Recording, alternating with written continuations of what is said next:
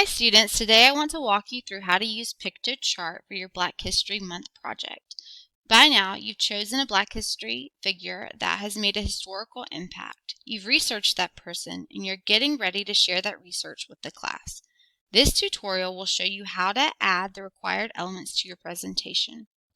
As a quick review, the requirements for your presentation are a photo of the person you've chosen to research, a timeline of important events that the person has accomplished, a so what section where you explain why your figure's accomplishments were important or how they've changed history, any extras that are optional, and a references page. We'll talk more about how to cite your references and how to complete your reference page in a later lesson, but for now just know that you need to.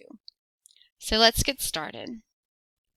By now you should have created a PiktoChart account and you'll see that you're logged in the top right. You want to make sure that you're logged in because any work that you do will be saved automatically by PiktoChart, which is very helpful. In the left-hand menu, you can see the options for things to create with PiktoChart. We are going to be using presentations to create your presentations, so click on that. You can see that there are several templates that PiktoChart provides. You can preview the template to see some details about it, and you can click to use the template.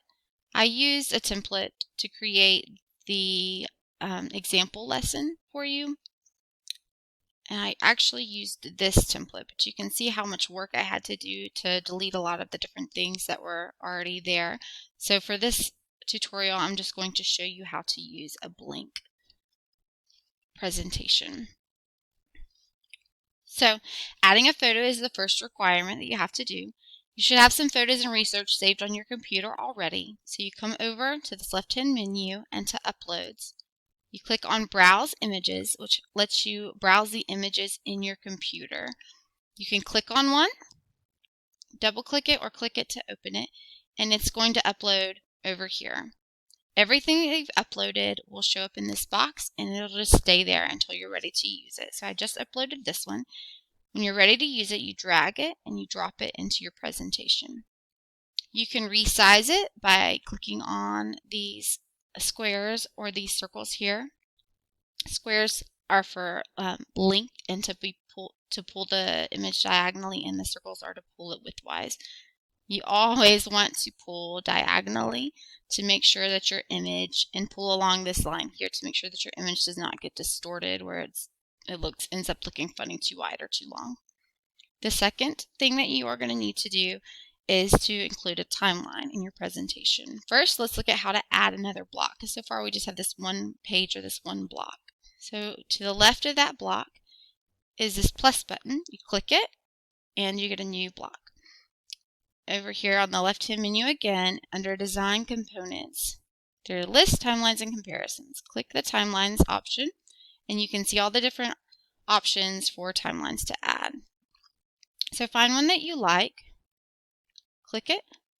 You can resize it if you'd like, and then you're simply going to click into one of the elements, double-click it, highlight it, and you can type right over it. Now, for your timeline, you want to make sure that you're only including very basic things. You don't want to include, for example, January 1896, I'm going to say birth. Okay, you don't need to include where your figure was born. You don't need to include information about their parents. This is just not the place for that. You can include that in your oral presentation or on separate slides if you. The last requirement of your presentation is your References tab. This should go at the very end of your presentation. How to cite references and write your reference page will be discussed in another lesson, but let's walk through how to add the text for your reference page or any extras that you would like into your presentation. So I've clicked on the plus symbol to add another block. Next, we go back over to our left-hand menu and click on Text. We can see the 5 options for our text right here. We want to click on Title.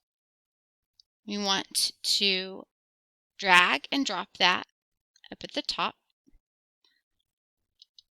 We can double click into that box, highlight it, and then we want to type in the word references.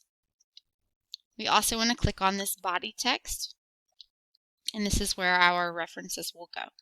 We want to drag this and drop it over toward the left, and then we want to pull that box across so that we have a space to add our references in. Again, we double click in there, we highlight it, and then we can type over it to add our references. These are all the requirements of your presentation. There's a lot more to explore and to do inside of PiktoChart, so I hope you'll do that to make your presentation truly unique.